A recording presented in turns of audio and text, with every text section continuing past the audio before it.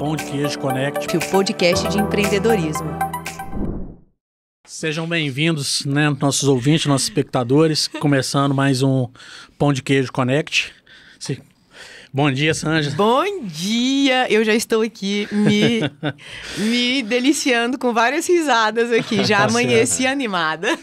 Nosso convidado de hoje, Pedro Borges. Seja bem-vindo. Bom dia a todos. Primeiramente, obrigado, né, Renatão? Obrigado, Sanja. Tá sendo um prazer enorme aqui, já rimos bastante. Eu tenho certeza que vai vir muita coisa boa por aí. Não, com certeza. Maravilha. Vou deixar a palavra com a Sanja aí, que ela já fez uma lista aí para poder te interrogar aí. Opa! Não fiz não, aqui é na hora, o negócio vem na hora. Na lata. Na lata.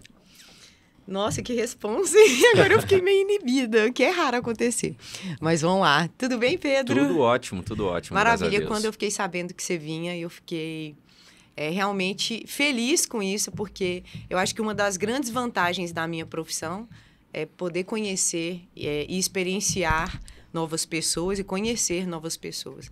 E realmente, como aquilo que eu tinha te falado, né? Mercado financeiro, eu acho que é uma coisa que está crescendo demais e tem muita acessibilidade, mas a gente ainda tem muitas pessoas cruas, assim como eu, que acabei nunca me envolvendo no mercado financeiro. E aí, eu achei ótimo você trazer um pouquinho de conhecimento para a gente. E queria que você me falasse como que você tem percebido como que isso foi significativo para você, neste momento, porque hoje a gente entende que esse mercado de criptomoeda também é recente, né? Assim, de certa forma recente. Como que você vê essa evolução toda que está acontecendo e percebendo as mudanças culturais, né, no mercado financeiro? Você tocou num ponto muito importante, porque a grande maioria das pessoas, elas enxergam o mercado de criptoativo como algo que é apenas mais um modelo de investimento. Eu vejo um pouco mais além disso. Eu falo que, vou chutar dados aqui, mas 90% das pessoas não conhecem o mercado de criptoativos, talvez nunca negociaram uma criptomoeda, nunca compraram uma criptomoeda. E dessas 90%, talvez ali 10% conheçam mesmo a essência do que é o mercado. Talvez as pessoas acreditam que seja apenas um ativo, né? Se nós falarmos aí de Bitcoin, que foi a primeira criptomoeda, desde 2008 já existe o projeto, né, latente. Quem comprou naquele momento conseguiu ganhar muito dinheiro porque a valorização ela foi muito poderosa, né? Desses anos para cá. E se nós pensarmos em uma linha do tempo, o que esse mercado vem crescendo é bem parecido com o que a internet cresceu na década de 90. Antigamente, por exemplo, uma empresa na internet, isso há 20, há 30 anos atrás, era algo surreal, não existia. Hoje, se você tem um negócio e esse negócio não está posicionado na internet, você literalmente está fora do mundo dos negócios. Você está perdendo uma fatia enorme. Tem até uma frase do Bill Gates que ela é bem interessante, né? Bill Gates, fundador da Microsoft, todos conhecem. Ele diz que no futuro haverão dois tipos de empresas. As que fazem negócio pela internet e as que estão fora dos negócios. Sim. E eu costumo falar que no futuro haverão dois tipos de pessoas, as que possuem criptomoedas e as pessoas que literalmente estão fora do mercado financeiro, porque eu enxergo criptoativo como algo tão relevante como, por exemplo, um e-mail. Se nós tivermos uma noção de que há 40 anos atrás, há 30 anos atrás, as pessoas se comunicavam por cartas, né? Para eu mandar uma pergunta para você por carta e ter uma resposta, talvez já era um mês inteiro até chegar na minha casa. Eu com 16 anos, eu me mudei para Valadares. Porque na época, com 16 anos, eu tinha aprendido a fumar. Hoje, todo episódio eu conto uma merda minha. As histórias. Mas vamos lá, eu tinha aprendido a fumar. E minha mãe falou assim, histórias de você Sanja. aprendeu a fumar, você vai morar com seu pai. E eu fui morar em Valadares. Eu fui morar com ele. E aí, minha mãe me escrevia carta. E era assim, mensal. E eu tava vendo as datas esses dias, porque eu perdi minha mãe. Eu sempre falo disso, tem 3 anos. E aí, eu tava pegando as cartinhas. Eu juntei as cartas que eu mandei que ela era... E era isso, era um mês, assim. E a gente esperando, 20 dias a gente esperando. Isso eu tinha 16 anos, olha, ou seja, você ver. Foi outro dia. E pensa como o e-mail revolucionou a comunicação. Com certeza. E assim eu enxergo o universo das criptomoedas, né? O universo do Bitcoin. Porque quando a gente fala de cripto, eu já repeti, eu tô até sendo redundante, não é apenas um ativo financeiro, mas existe todo um universo por trás dessa tecnologia que vem para revolucionar a forma como nós fazemos negócio, né? Hoje em dia tem a tokenização. Você pode criar um token, por exemplo, do podcast. Dá para você criar um token que pode ser lastreado no sucesso do programa. E as pessoas que acreditarem e investirem nesse token poderão surfar essa valorização e futuramente vender esse ativo, né, e fazer lucro, Como ganhar se fosse um dinheiro. acionista. Como se fosse um acionista, né? Fora isso, existe uma blockchain, que é a blockchain do Ethereum, onde é possível você fazer upload de aplicativos. Você pode criar aplicativos descentralizados, né? Daí a gente já entra num outro universo, que é a descentralização, onde não existe por si só uma pessoa que tem total autonomia e controle, mas sim a própria comunidade consegue usufruir dos benefícios de uma forma imutável, né? De uma forma imutável. Então, quando fala em criptomoeda e o que ele vem influenciando a forma como a gente enxerga o mundo hoje, eu consigo observar que num futuro não muito distante, esse universo ele vai impactar várias áreas da nossa vida. Vou contar um episódio aqui, tá? Que eu fiquei muito puto, muito nervoso. Eu tenho um lote lá em Lagoa Santa e eu tive que fazer uma retificação diária desse lote. E a gente sabe que mexer com cartório é uma puta burocracia. Demais. Né? É extremamente burocrático mexer com cartório. Inclusive, hoje é o prazo, quarta-feira é o último do terceiro prazo que eles me deram lá para poder resolver a retificação lá. Você não fez isso ainda. Na verdade, tudo que eu tinha para entregar, eu já entreguei. Só que Eles ainda estão pedindo. Mesmo você ter entregando tudo, eles estão pedindo a alguma história coisa. foi o seguinte, eu cheguei lá, eles me pediram outra coisa, eu fui lá, eles me pediram outra coisa. Nossa. Eles não têm organização, é realmente muito burocrático e o que o cartório vende na realidade Exaustivo, né, é um selo ali de que é verdade aquilo que eu estou fazendo, né? Literalmente é isso. Quando eu vou lá autenticar um documento, eles me mostram lá com um selo que realmente é autêntico, é verdade. Isso já existe, cara. Essa tecnologia está disponível. Hoje, qualquer item que você carregue em uma blockchain, por exemplo, seja do Ethereum, seja a BNB ou qualquer outra blockchain que permita você fazer esse tipo de serviço, ele é imutável. Ele é imutável e inviolável. O que é blockchain? Blockchain, vamos lá. Blockchain, Só imagina... pra gente contextualizar isso. Vamos contextualizar. Imagina uma rede. Excelente sua pergunta. Igual eu te disse, Desculpa a nossa maioria... ignorância. Não, sem problema algum. Okay. Mas é o que eu te falo, Renatão. A gente tá surfando, cara, literalmente no olho do furacão. Porque a grande maioria das pessoas ouviu falar em Bitcoin, mas não sabe essencialmente o que é a tecnologia Você por não tá trás. entendendo, não. E o que você falou? Eu não sei nada. Pois Você é. tá Você falando falou. pra mim igual você tá falando uma criança de 5 anos. 90% não conhece, só Não 10% sei investe. nada. E desses 10%, às vezes aí 50%, Foi na 60% onda, foi na mas onda, mas nem conhece. 90%, 99% Mas nem conhece. Tá investindo, não sabe o que é. mas Que é pior investindo que no a escuro. gente. Que é pior que a Que é pior que a gente. Tá investindo, às vezes, no escuro, só por modismo. Então vamos lá. Posso Né? começar a contar a história, então, para vocês entenderem o que é o blockchain? Por Vamos favor. lá. Quem criou o Bitcoin, ninguém sabe. Essencialmente, ninguém sabe. É um personagem oculto. Deu-se o nome de Satoshi Nakamoto, que pode ser um japonesinho, mas pode ser também um cara lá que era londrino, pode ser um Pode grupo, ser o Pedro Borges. pode ser eu, pode ser o Renatão, ninguém sabe. A verdade é essa, ninguém sabe quem está por trás do o projeto robozinho do Bitcoin. canal. O nome é Satoshi Nakamoto, beleza? Esse é o primeiro ponto.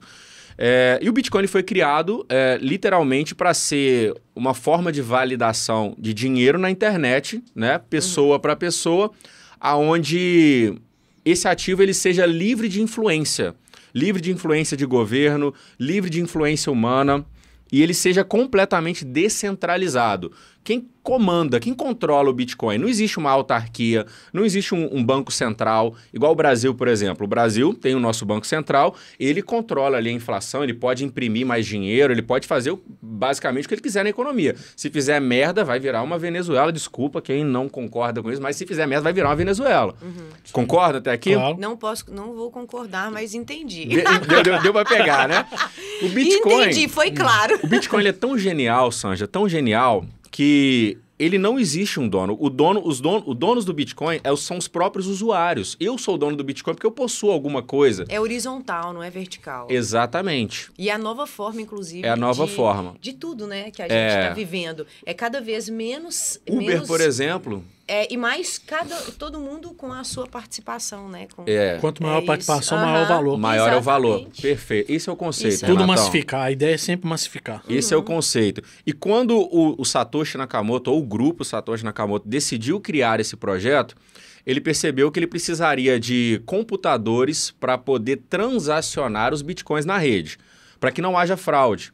Como é que funciona uma transação de Bitcoin? Não é igual, por exemplo, se eu tenho uma conta no Santander e faço um Pix, eu não estou lá no servidor do Santander negociando de uma conta para outra do Santander, por exemplo, tá? Mas todos os computadores da rede do Bitcoin, que se chama blockchain essa rede, eles contribuem para a manutenção e para a usabilidade dessa rede. Então, se eu tenho um computador na minha casa e, obviamente, tem o programa lá específico, eu posso contribuir para essa rede. Para essa blockchain. Para essa blockchain. Blockchain. E o que eu ganho contribuindo para a blockchain? Pequenas frações de Bitcoin.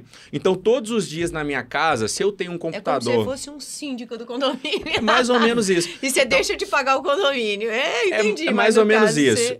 Exato. O conceito é tipo esse. Eu tenho um computador que está lá ligado na minha energia, na minha internet, ele está contribuindo para manutenções da rede, resolvendo cálculos matemáticos, né, que são impossíveis. Até hoje, a blockchain do Bitcoin nunca foi hackeada, nunca houve ninguém que conseguiu entrar na rede do Bitcoin, que é a blockchain, e conseguiu roubar Bitcoins na rede. Nunca aconteceu isso. Deve ser supervisado, né? Deve ser super, será? Todos os hackers do mundo já devem ter tentado. Eu também Todos. acho que sim. Sabe o que já aconteceu? Tá Por exemplo, desafio, eu, né? um desavisado, tenho a minha carteira de Bitcoin, a minha carteira. Aí tá a minha carteira, eu escolhi entre milhares de fornecedores de carteiras, eu escolhi a Binance lá, por exemplo.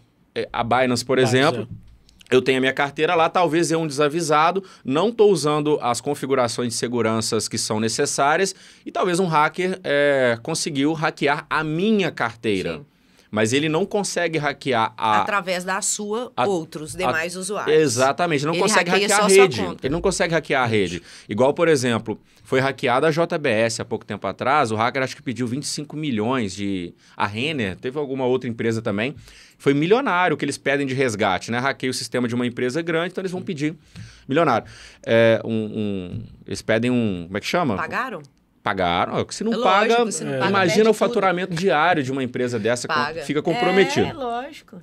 Então, voltando ao ponto, como é que funciona na prática a rede? Existem computadores que cuidam da manutenção para a rede funcionar e o Bitcoin, ele valoriza tanto porque ele é deflacionário. Ele não é igual ao real. O real, se o Banco Central estiver precisando, ele vai emitir mais notas lá todos os dias e vai inserir no mercado. Só que quando um banco central, quando uma economia, ela emite mais ativos do dinheiro dela, o que acontece naturalmente? Acontece a inflação. O preço das coisas vão começar a subir porque tem muita moeda no mercado. O Bitcoin ele é deflacionário.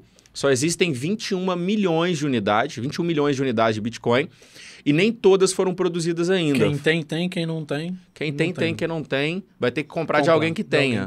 Seja de uma corretora, seja de algum usuário. Isso não é um problema, porque se eles... Isso é maravilhoso, porque é isso que garante o crescimento da moeda, porque o número de usuários está cada vez maior. É lógico. Né? Pensa que há 10 anos atrás, quem comprou Bitcoin em 2012... pagou algo em torno aí de $50. Quem comprou em 2010 pagou algo em torno de cents de dólar.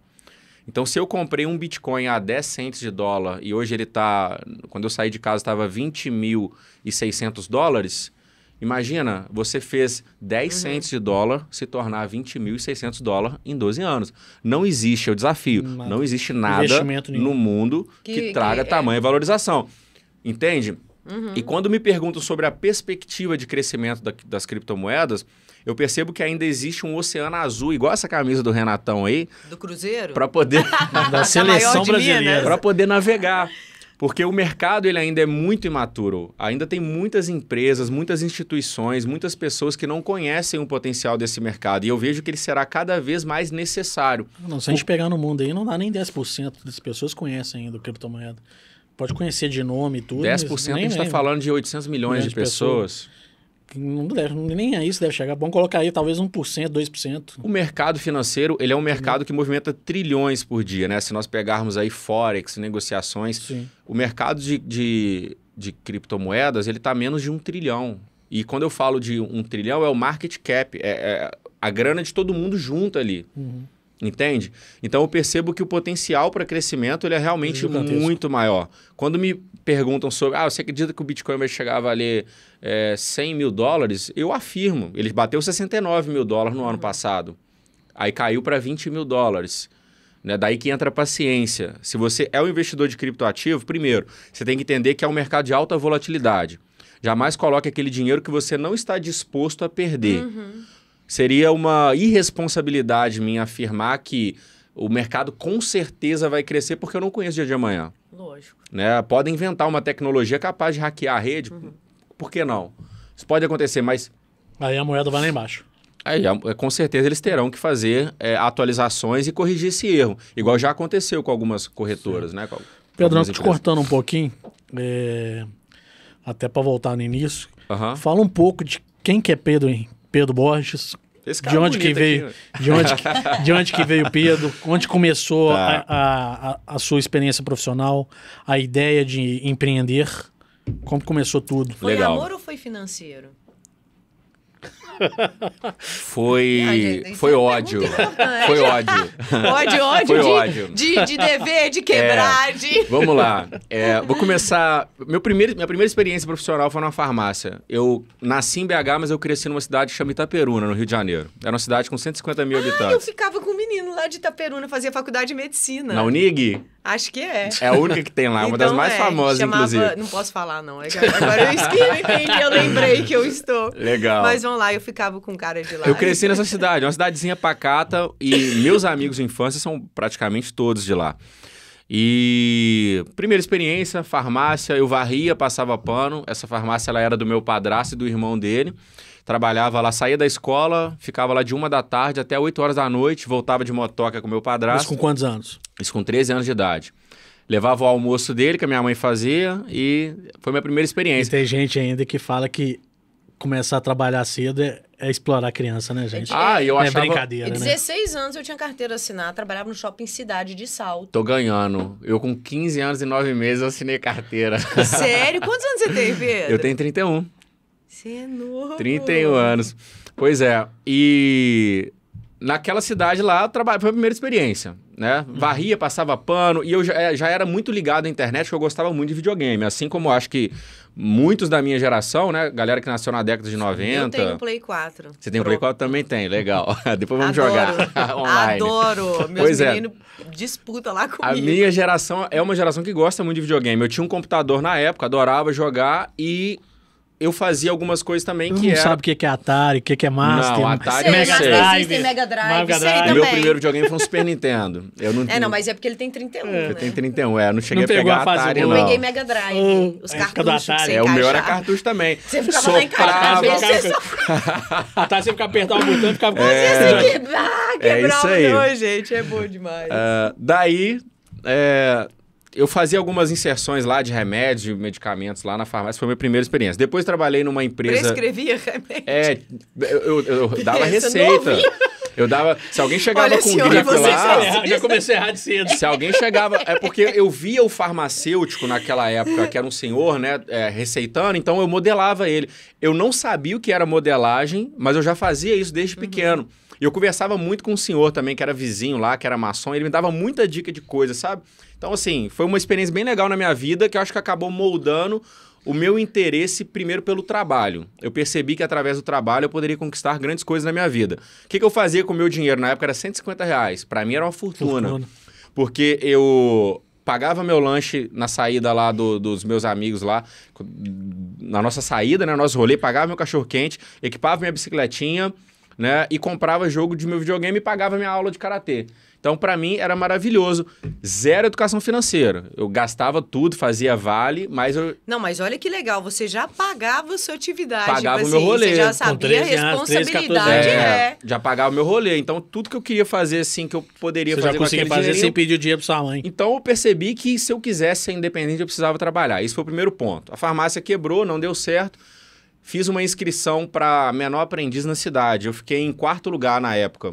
Foi bem legal, acho que 1.000 e tantas crianças lá, era adolescentes, né, de 15 a há 18 anos de idade, eu fiquei em 4º lugar. Legal. Comecei a trabalhar na Secretaria de Agricultura dessa cidade, Itaperuna. Ganhava meio salário mínimo, não era muita coisa também. Aí já começou a pesar um pouco mais. Ou meio horário? Era meio horário. Né? Eu tinha 15 anos e 9 meses, minha carteira foi assinada. 15 anos e 9 meses. Daí já começou a pesar mais, porque a gente já começa a arrumar namoradinha, aí você começa a perceber que o rolê ficou um pouquinho mais caro. Então, eu percebi que eu precisava... trabalhar mais. Já não dá pra bancar os amigos daquele jeito. Que eu precisava. Já não é mais o cachorro quente. Já não é mais o cachorro quente, Já né? passou pra pizza, Naquela época, o almoço, ao jantar. A cidade era tão pequena que não tinha nem McDonald's, era Bob's, né? E o lanche do Bob's era tipo, uns R$25 dava pra comprar o meu e o da namoradinha depois da aula, entendeu? Então, já era caro naquela época. Mas, enfim, depois eu voltei para BH. Voltando para BH, eu comecei a trabalhar também em um programa de jovem aprendiz. Isso quando, mais ou menos? Isso já com 17 anos. Por volta de 17. Então, a minha infância e parte da adolescência foi toda em Itaperuna. Voltei a trabalhar no programa de jovem aprendiz, vi que não era o suficiente. Trabalhei numa empresa que era uma metalúrgica. Daí foi a pior experiência profissional da minha vida. Foi lá em Betim. Lá em Betim. Carregava porta de 40 quilos, parafusava. Eu falei, gente, isso não é pra mim não, isso é loucura. Serviço braçal mesmo, né? E pra piorar, eles meteram uma história de atrasar salário lá com 2 meses. Aí eu chamei a turma que é o seguinte, não pode ficar assim, não, vamos ligar pro sindicato e organizamos uma greve. Parecemos no jornal. Gente, e tudo com 2 meses de empresa. O dono da empresa me chamou lá, me esculhambou, meu filho. Ah, porque seu tio veio aqui pedir emprego, você faz isso. Você tem 17 anos, tá achando que você é o quê? Não, nessa aí eu já tinha 18, mais ou menos. Eu com 17 eu era garçonete do Néctar da Serra. Ó, que legal. Não, eu trabalhei 2 dias, não aguentei não. Pois fiquei 2 meses lá só, eles me mandaram embora com mais ou menos uns 15 dias depois da história dessa greve aí. Me mandaram embora, me pagaram, acertaram tudinho. A partir daí, eu fui trabalhar numa construtora. Trabalhei numa consultora durante 3 anos, foi uma experiência muito top, porque aí eu comecei a entender o mundo dos negócios.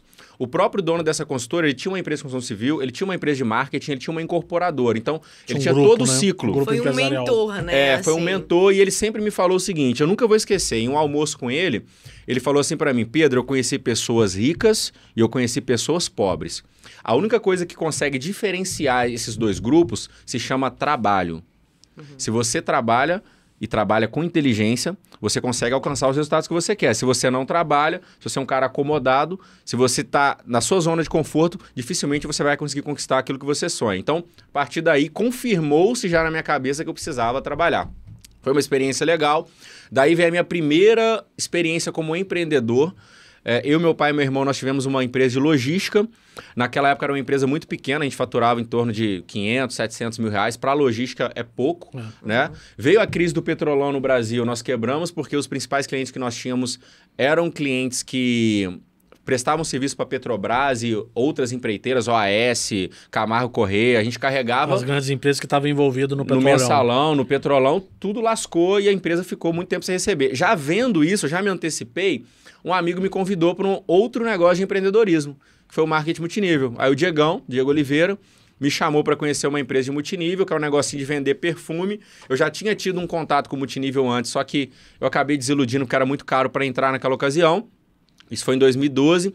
E depois disso, já em 2015, o Diego me convidou novamente, eu aceitei o convite e comecei a ingressar. Daí eu fui todo feliz, né? Pai, conheci um negócio foda, um negócio muito simples. Pode dizer que foi... Acreditando, assim. Pode dizer que foi assim, seu primeiro sucesso empresarial. Foi meu primeiro sucesso como empreendedor. Foi o marketing multinível.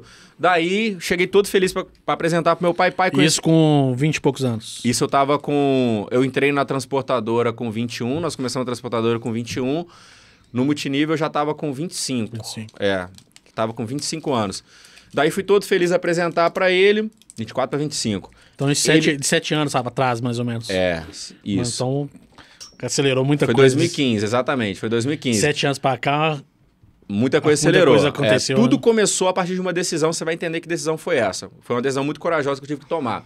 Daí, quando eu cheguei todo eufórico pro meu pai, vamos conhecer esse negócio, é R$900 para entrar e é perfume, mas você não precisa vender, é só criar um mercado consumidor. Eu todo empolgado, ele olhou para mim e falou assim, você nunca vai ganhar R$1 nesse negócio. Aí te cutucou, né? Aí você falou, eu vou fazer questão de provar. Ele é aquele balde questão de provar que pode fazer. Mas você nunca vai ganhar R$1 nesse negócio. Pode fazer. Aí eu comecei a fazer. Paralelo à transportadora. Estimula, né? O pai fala, acho que fala isso te sacaneando que vai cortar você. Isso não é como se botar gasolina no fogo, né? A minha palavra mágica é duvido. Duvido. A pessoa falou comigo duvido, eu virei.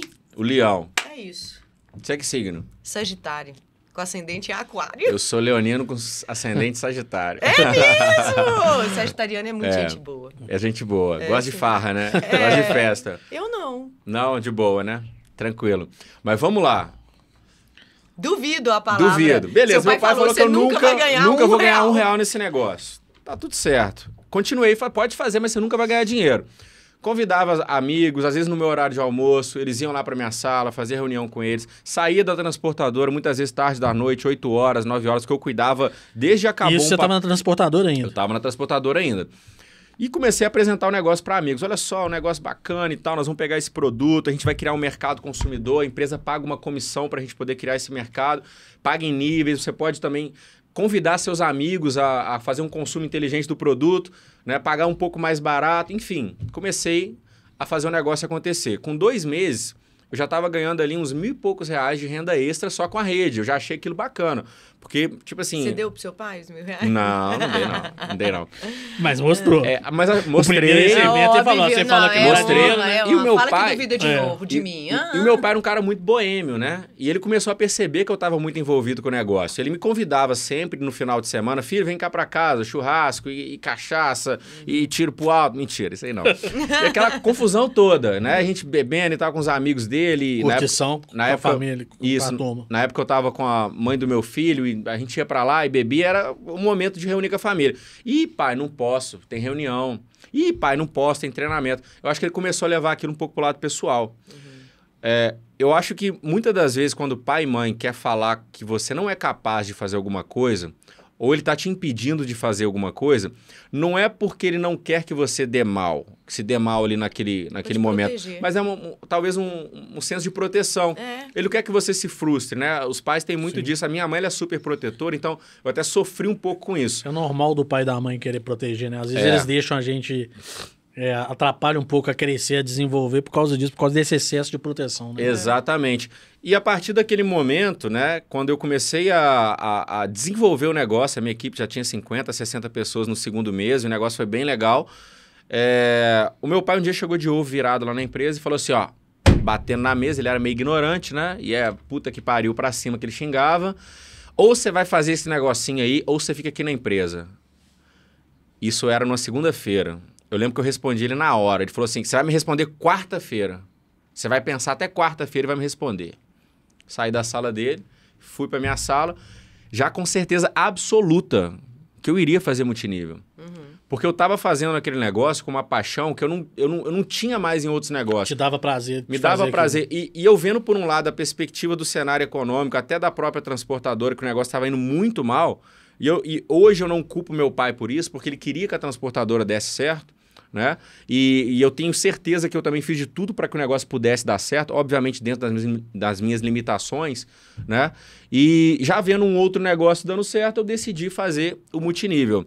Naquele momento, aí meu pai, eu usava, era um celular que era da empresa, era um celular corporativo, meu pai me tomou tudo, e ele queria que eu desse o braço a torcer e fosse lá, pedisse desculpa pra ele. Não, pai, eu vou voltar pra empresa. Eu como não se fiz tivesse isso. certo. Ai, gente, é duro, né? Eu não ia fazer isso. Ignorância mesmo. Então foi um momento que eu passei da minha vida de muita dificuldade, porque naquele momento as minhas contas atrasaram, a minha mãe teve que me ajudar até a pagar a pensão do meu filho, já estava divorciado da Letícia. Então, tipo assim, foi um momento muito difícil na minha vida, em que eu estava até sem carro, fiquei a pé, pegava ônibus para poder apresentar o negócio. Às vezes eu ficava dentro de um shopping. Sua mãe morando no Rio, né? Minha mãe morando no Rio. E te ajudando. Me ajudando. E eu morando na casa da minha avó. Eu voltei para casa da minha avó, fiquei morando num quartinho lá na casa dela durante um bom tempo, porque eu literalmente quebrei financeiramente. Desestruturou muito a minha vida essa decisão, mas foi um momento que eu falo que foi mais importante da minha vida, porque... Ele fez bem, né? Me tirou da inércia, entendeu? Aí com muito trabalho, com 6 meses... Você tinha a receita do multinível, mas ela oscilava, né? Ela ainda não era... Oscilava, mas ela estava crescente, cara. Com 6 meses eu já estava ganhando 3 vezes mais do que eu ganhava na transportadora. Aí eu ganhei um cruzeiro, sabe? Eu fiz um cruzeiro e aquela coisa toda. Aí eu falei, pronto, zerei o game. Pra mim era maravilhoso. Naquela época eu tava ganhando tipo 12 pau, 15 pau. Pra mim era maravilhoso. Voltava uma parte do dinheiro pro game, porque eu tinha transporte, alimentação, alugar auditório. Mas eu tava vivendo pra mim naquele momento, era a minha melhor situação financeira. Aí eu aluguei um apartamento, fui morar sozinho. Daí a empresa de multinível quebrou. No que a empresa de multinível quebrou, eu tinha que fazer outras coisas. Conheci o Bitcoin naquela época, né? Na realidade, eu conheci no multinível o Bitcoin, um amigo meu de Londres. Quanto tempo você ficou? No multinível foi 2 anos e meio. 2 anos e meio. Nesse período, um amigo de Londres... Você estava ganhando quanto aproximadamente na época? Só para... Na época, você fala quando quebrou, o meu bônus devia estar em 6, 7 mil, já estava caindo. Né? Então, eu percebi que o negócio já ia mais para frente. No pico você chegou a ganhar 12, 13... Tirando tudo, ele sobrava uns 12 mil para mim, que era excelente, era maravilhoso. Eu morava sozinho, para uma pessoa de 20 e poucos anos? Solteiro? Para mim, estava maravilhoso naquela época. Não, ele já tinha filho. Não, tinha filho, mas era solteiro. Tá, mas tava separado. Filho é a mesma coisa. Tinha despesa do filho, mas... Eu tenho dois, não é diferente, casado. Pois é. O tá casado é pior ainda. É pior, Depende. Não, depende. Tá bom? Porque aqui tem uma feminista. Mulher gasta mais dinheiro que menino. Depende com quem você casa. Tipo mulher agora, eu fiz o método CIS lá no Paulo Vieira, tem mais ou menos 2 meses, e ele fala uma coisa que é verdade. Cada um tem o cônjuge que merece. Verdade. Então, se você hoje está reclamando da sua cônjuge, é porque você aguenta. Enquanto você não aguentar mais, você separa dela e arruma outra. Cada um tem o cônjuge que merece. É isso. Né? Concorda? Eu tô solteira tem 6 anos. É isso aí.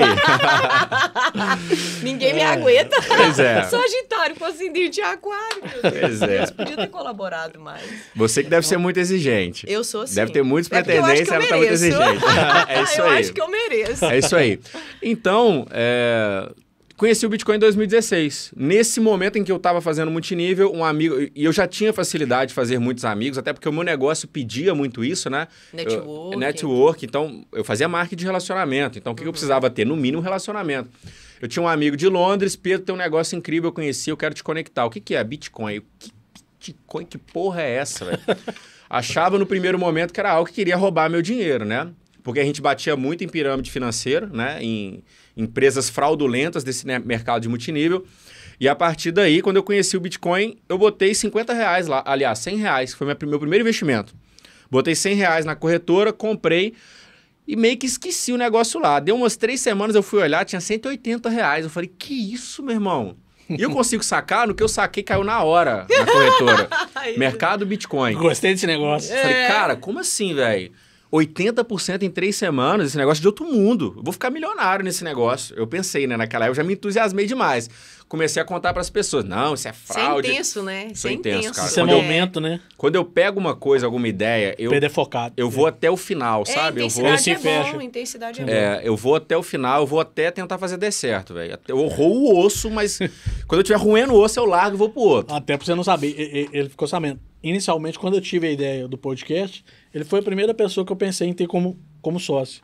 Só que ele tava tão focado no negócio que eu falei, não vai dar pra chamar o Pedro agora. É porque... Não é o momento. Ele tá num momento do negócio dele que eu vou atrapalhar ele no negócio e ele não vai se envolver com o podcast. Doar, né? Eu não conseguiria fazer a roda girar Exatamente. 100%. Então eu falei, deixei ele com o negócio dele e vão correr atrás. Mas é isso, graças contem a Deus, comigo. Veio a Sanja e o Leopoldo aí. Contem comigo aí. Não, e eu entrei sem saber que eu tava entrando. Olha pra você. O negócio foi assim, ô Sanja, então beleza, já tô te enviando aí pra você assinar e tal, não sei o quê. E eu, né... Aquele TDAH constante, fui e falei, ok. Até o dia que ele virou e falou assim, hoje a gravar, amanhã a gravação. Vambora, tamo aí, né? E isso que essa troca é muito legal. É muito importante, Nossa, né? eu tô muito feliz, porque na verdade e esse networking que você tá falando é extremamente importante. Claro. E muito mais do que isso, né? Bater um papo com pessoas culturalmente Eu te falei, eu fiz uma lista, tem praticamente quase 300 pessoas para poder convidar. O Pedro, se colocar a lista dele aí, vai dar uns 600 mil pessoas. Pedro, manda sua lista aí pra gente. A gente pode negociar isso aí. Tem uma lista aí, vasta de relacionamento, é um cara que tem um network violento. Legal, gente. Obrigado. Mais uma vez, estar aqui com vocês está sendo muito bom. Muito bom mesmo. A gente só não tá conseguindo concluir, né? Porque mas eu tô amando, continua. Aí eu conheci o Bitcoin em 2016. No multinível, conheci o Bitcoin em 2016, através de um amigo de Londres. Fiquei alucinado com o negócio, fui falar com primos, com parentes, né? Daí eu comecei a perceber, Renatão, que a gente precisava... Na verdade, foi um código, tá? Eu comecei a entender um código na minha vida e esse código ele diz o seguinte, cara. Se você quer ter sucesso na sua vida, ouça pessoas de sucesso. Sim. Se quiser ser fadado ao fracasso, escute pessoas que não estão construindo. E eu falo isso Geralmente porque... só fala coisa quem não construiu nada que fala as críticas. Né? Porque de um lado... Dificilmente alguém construiu alguma coisa e fica criticando ou falando alguma coisa. Exatamente. Só aceite críticas construtivas daquelas pessoas que já fizeram alguma coisa. Ou pelo menos tentaram fazer alguma coisa. Já estão onde você quer estar. Então, de um lado, eu tinha pessoas dizendo que esse negócio era furada, que nunca ia dar certo. Isso foi na minha vida, tanto no multinível, né? Em tudo, né? Quanto com o negócio do Bitcoin. E de um outro lado, eu tinha pessoas que tinham a vida que talvez eu queria ter, andavam no carro que talvez eu queria andar, moravam numa casa que talvez eu gostaria de morar. Sem inveja, né? Questão de ver e querer desejar, questão né? de objetivo. Objetivo, exatamente. A maior hipocrisia do ser humano é falar que o dinheiro não traz felicidade. Gente... Que muita gente às vezes leva pro lado negativo, né? Eu quero ter o carro, isso eu quero ter a casa que o cara tem, eu quero ter o carro. Não é questão de inveja, né? É questão de objetivo, gente, de realizar os seus sonhos, né? Financeiramente, de certa forma. Você precisa de dinheiro para tudo na vida, cara. Antes sobrar do que faltar. Né? Eu acho uma hipocrisia a pessoa falar que o dinheiro não traz felicidade. Experimenta ficar sem dinheiro, você vai ser infeliz. Vai sim, com certeza. Vai sim. Traz vários problemas, não tem como. Dinheiro não é tudo. Não compra tudo, né? Mas ajuda dinheiro não é muita saúde, coisa. Dinheiro não é ter felicidade nos seus não relacionamentos. Compra amizade. A vida, ela é uma roda, né? E cada mas fatia o dinheiro dessa roda roda... tem sua importância. O dinheiro tem sua importância. Ele tem a sua importância. Entendeu? Sem sombra de dúvida. É isso mesmo. Enfim... Conheci o Bitcoin em 2016. A gente tá voltando toda hora, né? A gente não conclui. Conheci o Bitcoin em 2016 e a partir daí comecei a investir, fiquei espantado, surpreso com o primeiro investimento ter sido muito bem sucedido e comecei a fazer pequenos aportes, R$50, R$100, 150. O que eu podia, eu investia em Bitcoin. E fui criando ali o que você podia o que a grana, o que sobrava, que se eu não você tinha perdesse, inteligência tava financeira. ok. Eu não tinha inteligência financeira, mas era literalmente, eu tinha disciplina para investir. Todo mês era um pouquinho, mas inteligência financeira eu não tinha naquela ocasião. Eu não sabia fazer minhas contas. Eu não sabia entender o que eu estava gastando. Era tipo assim, o que sobrava, vamos falar assim, eu investia. E um dos maiores erros das pessoas é investir o que sobra. Quem investe o que sobra não vai ter liberdade financeira, a verdade é essa. Falo que a ideia é normalmente pelo menos 30%, né, do que a gente recebe. Né? Enfim, veio o ano de 2017, que foi o meu primeiro baque com o Bitcoin. O primeiro baque. O que aconteceu em 2017?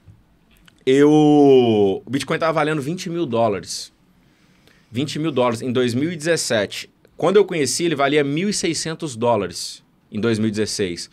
Então, eu já me assustei com a quantidade de dinheiro que eu ganhei de um ano para o outro. Eu estava ali acumulando.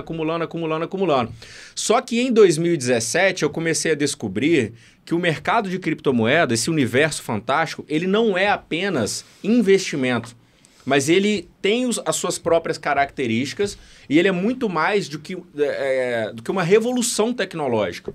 Ele é muito mais do que um ativo financeiro. E em 2017, estava previsto um evento que se chama Halving.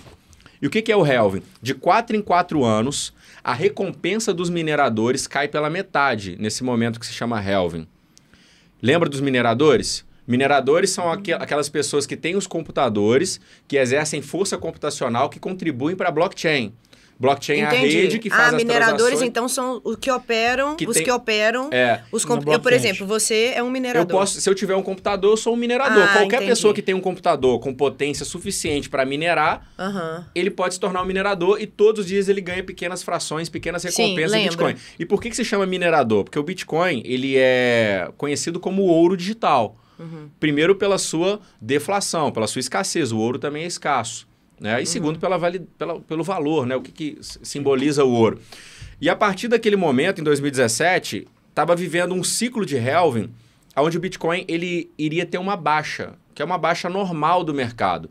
E eu vi o Bitcoin cair de 2017 de $20 mil e até o meio de 2018 para $3.200. 85% de queda.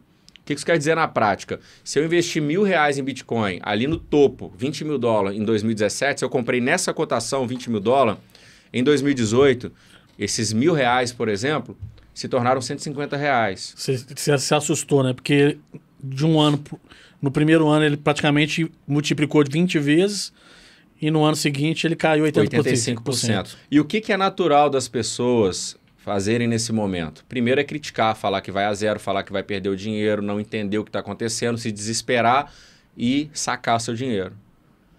Na época eu tinha uns 9, quase 10 bitcoins. Mais ou menos na época que a gente se conheceu ali, 2018. O que naturalmente, por ignorância, por não entender o mercado, por imaturidade, é algo que eu me arrependo até hoje, a pessoa vai fazer antes que vá a zero, eu vou sacar o que sobrou. Eu fui aguentando ele até o final. Saquei. Aí, com dinheiro eu fiz algumas coisinhas e continuei estudando o mercado. Continuei estudando, continuei aprendendo com o mercado. Daí eu entendi que o mercado realmente ele passava por ciclos. Mas tudo, né? Nada. Tudo na vida. O Rodrigo, nosso último entrevistado, ele falou exatamente uma frase que eu perguntei para ele, que o aprendizado, o maior aprendizado na vida dele, ele falou que é tudo sobre estar, não ser. Uhum. Então, naquele momento é o ciclo, né? É o ciclo de tudo. Você está nesse momento dessa forma. É um ciclo. E nesse ciclo de 4 em 4 anos, 2018 teve um ciclo de baixa. Então, um ciclo de alta seria em 2022 do Bitcoin. Correto? Correto. Eu comecei a entender um pouco mais. Fiquei com um pouco de raiva desse trem de Bitcoin naquele momento. Fui enganado. Mas aí eu parei para pensar, falei, com mais maturidade, com mais calma, eu comprei a R$1.600. Algumas frações. Uma menor quantidade, foi uma menor quantidade. Querendo ou não, estava 3 mil, você ainda está na vantagem. Eu estaria na vantagem se eu tivesse comprado, por exemplo, tudo a R$1.600. Se estava 3.200, aliás, não era $3.200. Na época eram R$7.000. O dólar estava uns R$3 naquela ocasião. Ainda tem isso, né? A valorização do dólar ainda. Era R$8, R$8.000, R$9.000. Então, tipo assim, eu peguei em dólar. A valorização. Então, foi surreal o que eu poderia ter ganho se eu tivesse tido mais maturidade. Então, essa falta de conhecimento do mercado fez com que eu perdesse dinheiro e sacasse em um momento inapropriado. Uhum. Mas por que eu perdi dinheiro? Porque eu não me eduquei financeiramente para investir. Eu acabei investindo valores que eu não poderia, eu acabei comprometendo parte da minha renda, parte dos meus negócios, onde eu não poderia. Uhum. Por isso, o primeiro ponto é a pessoa se educar e entender que investimento de alta volatilidade, ele envolve também altos riscos. Você pode ganhar, mas você pode ficar com o seu capital travado esperando um próximo ciclo de valorização durante muito tempo. A partir daí, o mercado começou a subir. Veio 2019, veio 2020, veio 2021. Daqueles $3.200 de 2018, o Bitcoin bateu $69 mil em 2022 agora. Então, quem comprou há 4 anos atrás, há 5 anos atrás, que foi em 2018, pôde surfar uma onda de valorização de quase 2.000%, Nossa, gente. Nossa, absurda. Então, se você tivesse colocado, exemplo, R$1.000 lá em 2018, você teria R$20 mil. No final de 2022, que ele bateu $69 mil. Finalizamos mais um ciclo de halving. O próximo agora vai ser em 2024. Só recapitulando, halving é quando a recompensa dos mineradores cai pela metade. Por quê? Porque o Bitcoin ele é deflacionário. Só serão 21 milhões de unidades de Bitcoin que existirão. Quem comprou, comprou. Quando bater 21 milhões, não compra mais. E quanto mais popular, quanto mais usável, vamos falar assim, maior vai ser o valor de mercado do Bitcoin, porque quanto mais as pessoas... É lei de oferta e demanda. Sim. Quanto mais você quer uma coisa... Você acha que nós vamos criar mais? Não pode criar, cara. É imutável. A tecnologia não permite que se crie mais. Porque senão o processo de deflação vai deixar Exatamente. Os contratos em uma blockchain são chamados de smart contract, ou contrato inteligente. Uma vez que foi determinado um contrato inteligente, ele é imutável e inviolável. É por isso que eu falo, eu citei aqui o exemplo do cartório, onde eu estava tendo dificuldade lá com o meu imóvel, burocracia, morosidade, sendo que a própria blockchain me permite ferramentas onde são comprovadamente imutáveis e invioláveis, e eu poderia afirmar que aquela informação é verídica, sem que ninguém, sem precisar de cartório, sem precisar de selo e assinatura de ninguém. Consegue entender o poder disso? Se você digitar, dá um Google aí, você que está ouvindo aí, a nossa querida audiência, dá um Google aí, blockchain em cartório, já é uma realidade. E isso daqui a talvez 5 anos a 10 anos vai ser algo indispensável, cara. Sim. E qual o universo que está provendo essas tecnologias? O universo das criptomoedas. E o que vai acontecer com o Bitcoin? Mais popular, mais usuários, mais valor, mais Bitcoin, pessoas querendo. Ethereum, essas moedas todas. Todas. Tomar no mercado. Ó, cuidado. E na verdade, perigoso. Claro que acontecendo isso, a tendência é principalmente os bancos centrais utilizarem. Não, os bancos centrais digital, às vezes até desaparecerem, né? Então. Porque aí não vai ter sentido ter os bancos centrais praticamente. É muito difícil afirmar isso, porque trata-se de um lobby muito poderoso, né? É um lobby muito poderoso. Quando a gente fala de acabar com um banco, por exemplo, é um lobby muito poderoso. Mas é algo que a gente descarta? Não. Por quê? E quem pode fazer isso acontecer? As próprias pessoas. Quando elas entenderem que elas são donas do seu próprio dinheiro, quando elas deixarem de ser refém de um banco central, de um banco que pode literalmente confiscar a sua poupança, igual aconteceu na década de 90 com o Collor, todo brasileiro aqui que tem mais de 35, 40 anos deve se lembrar disso, as pessoas vão despertar para o mercado de criptoativo. Porque se eu possuo o meu dinheiro, as minhas criptomoedas, ninguém mete a mão nele. Nada no mundo pode meter a mão no meu dinheiro. Obviamente, eu estou exposto a um ativo de alta volatilidade que ele pode sofrer valorização ou desvalorização. Mas esse tipo de risco você não corre, Esse tipo de risco eu não corro. Você corre outros riscos. Outros riscos, exatamente. E vai chegar um momento que o mercado ele vai se tornar menos volátil do que é. Então, eu percebo que o momento que nós vivemos hoje é um momento de crescimento do mercado, é um momento de expansão do mercado. Talvez daqui a 10 anos não seja mais o momento de você comprar Bitcoin visando uma valorização. Por quê? Porque talvez daqui a 10 anos ele já tenha atingido uma quantidade de usuários que ele não vai valorizar mais tanto, ele vai se tornar estável, igual o dólar, por exemplo. O dólar não vai bater de um ano para o outro, só se a economia fizer uma grande merda, por exemplo, R$100. Isso não vai acontecer. Isso aconteceu com o Bitcoin ano após ano, ciclo após ciclo. Ele crescer 10 vezes, 20 vezes. Por isso que eu acredito que até 2024 o Bitcoin ele pode atingir a marca de no mínimo $200 mil.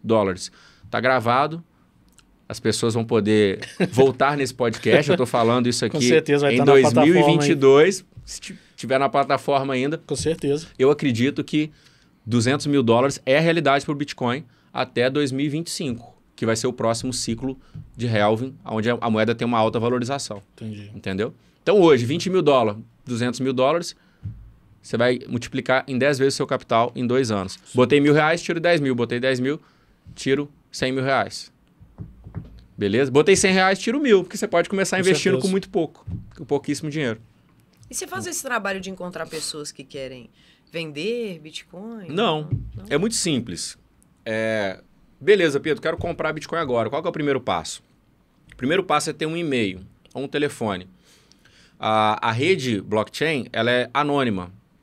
Os usuários não são identificados. Então, eu consigo ter uma carteira e ninguém sabe que é minha essa carteira. Em contrapartida, a rede blockchain ela é um livro, igual um livro ATA. Imagina um livro contábil, onde tudo que é realizado, todas as transações são consultáveis por qualquer pessoa. E o que eu preciso para consultar uma operação na blockchain? Internet. Entrei no site da blockchain, vai estar lá, por segundo, todas as transações que são feitas. Nossa, um cara transferiu 20 mil bitcoins aqui para uma carteira. Tá acontecendo. Mas cara você não sabe quem é. Você não sabe quem é. De uma carteira para outra. Uma carteira é um código. São várias letras e números assim, criptografado. É um código. Então, por isso que o governo tem tanta... Vamos falar assim... Não ia falar... Sei lá, tanta... vontade de fiscalizar a criptomoeda, mas não consegue. Por quê? Porque simplesmente eu posso sonegar através de cripto. Isso é um fato. Eu consigo sonegar. Só que a gente tem um porém. Eu consigo transferir cripto para minha conta corrente direto? Não. Para fazer isso, eu tenho que usar uma corretora.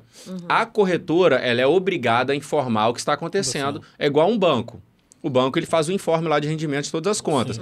Então, se eu quiser sacar o meu Bitcoin, ele passa por uma corretora, eu vendo esse Bitcoin na corretora, transformo ele em dinheiro, em moeda, o nosso real, por exemplo, e daí eu peço o saque para minha conta. E quanto tempo demora esse processo? É coisa de 3 minutos. Se eu sacar Bitcoin que agora, cai na minha conta. Agora, tá? Em contrapartida, eu consigo vender Bitcoin no P2P, que a gente chama, né? P2P, que é pessoa para pessoa. Eu mando Bitcoin para sua carteira, você me manda o dinheiro, sem passar por uma corretora. Então, o governo ele fica muito ligado nisso, muito antenado na questão de lavagem de dinheiro. Então, tudo tem seus prós e seus contras, né? Na vida. E é isso. Em relação à transação, a gente estava falando aqui sobre se eu quiser agora fazer uma continha no Bitcoin, para comprar Bitcoin. Você vai abrir sua carteira, você pode abrir uma conta numa corretora, numa Binance da vida, numa Mercado Bitcoin.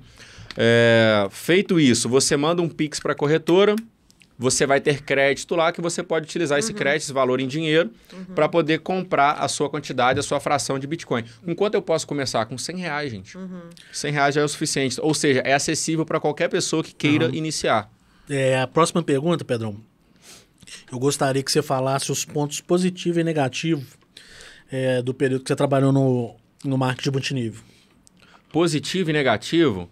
O ponto positivo, cara, e sem sombra de dúvida, o multinível ele foi a maior escola da minha vida, é o network, cara. Eu consegui fazer amigos eu consegui ter acesso a pessoas e principalmente acesso a conhecimento que eu jamais teria se não fosse o multinível.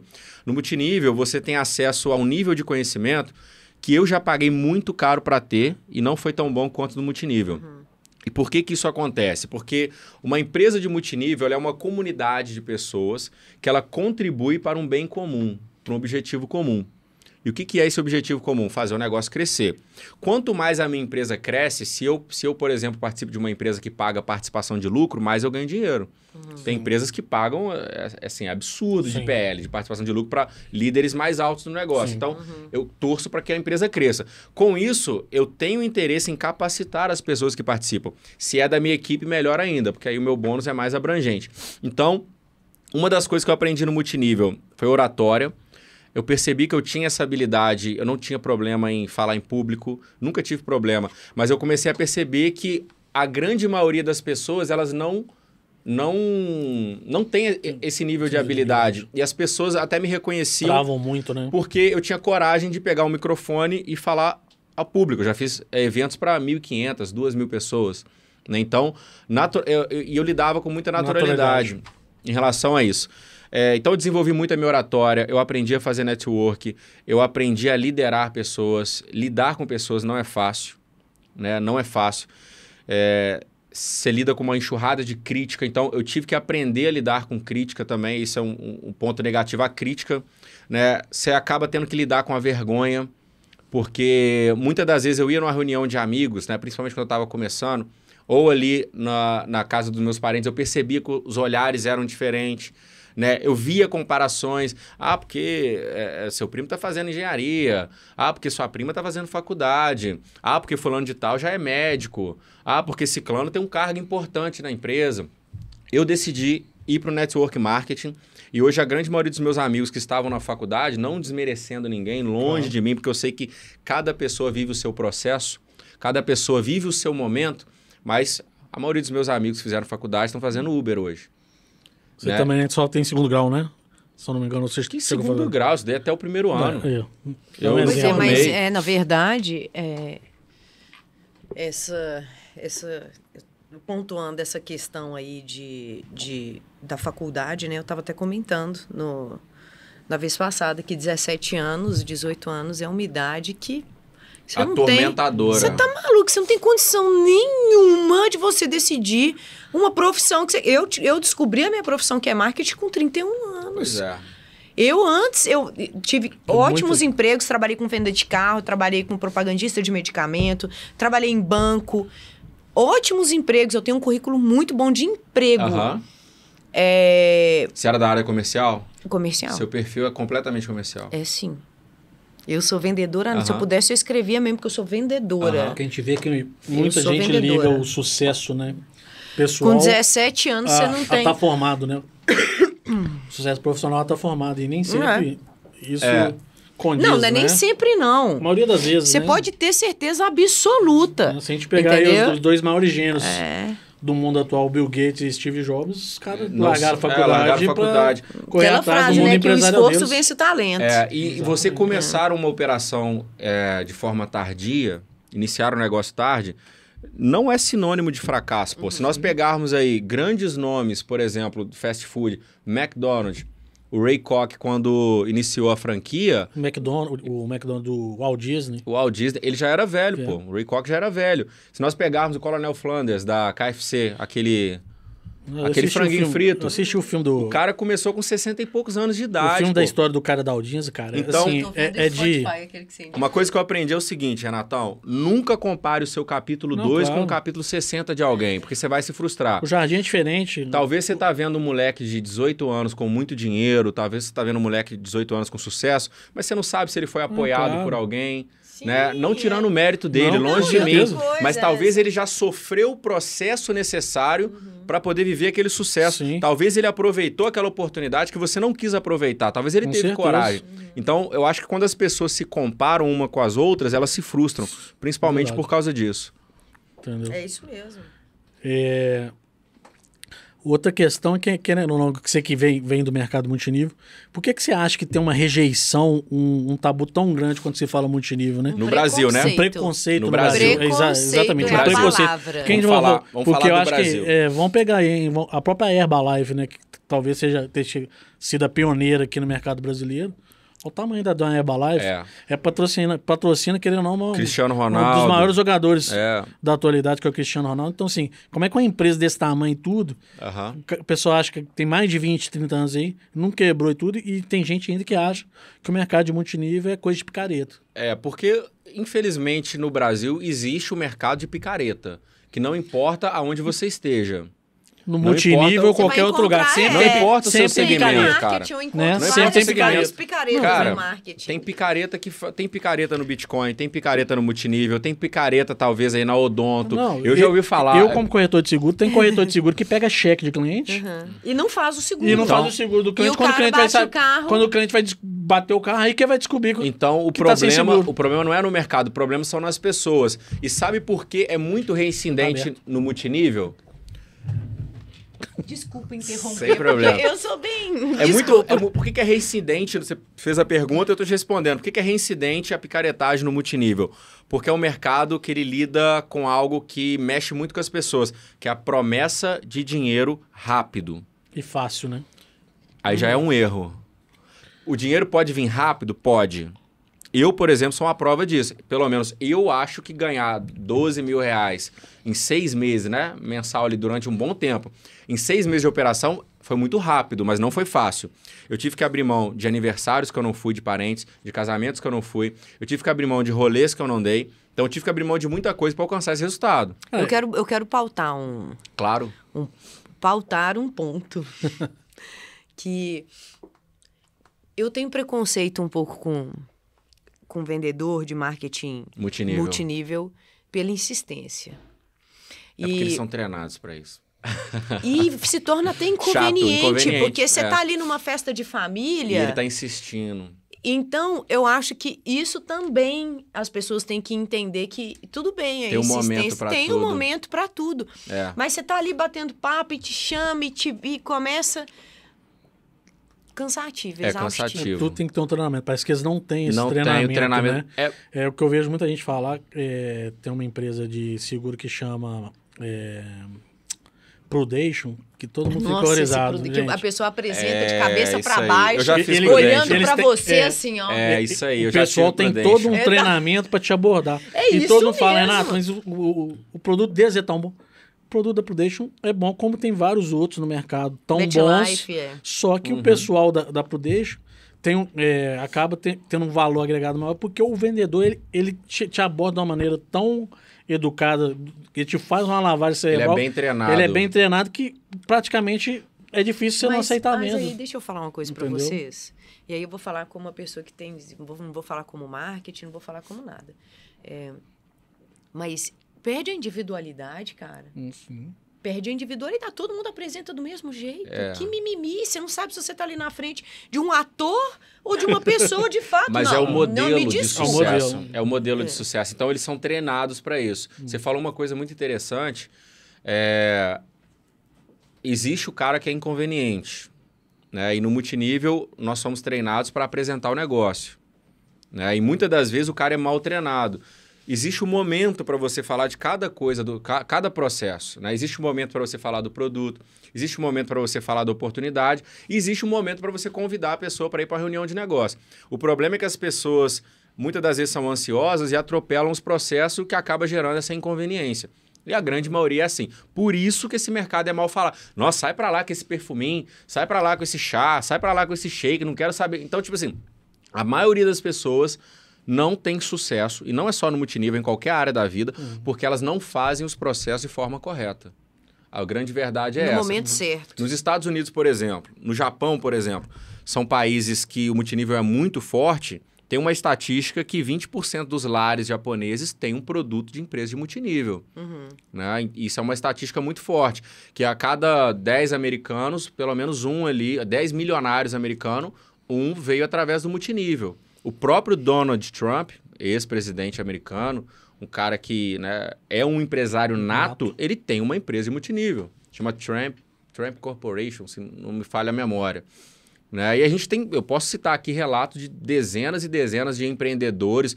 Um dos coaches mais famosos do Brasil, Tony Robbins, também ele é proveniente do multinível. Então, são várias pessoas, são vários fatos que eu poderia julgar a favor do mercado, né, que talvez ali compensaria a quantidade, a enxurrada de gente que faz merda, que acaba sendo natural e causando essa inconveniência.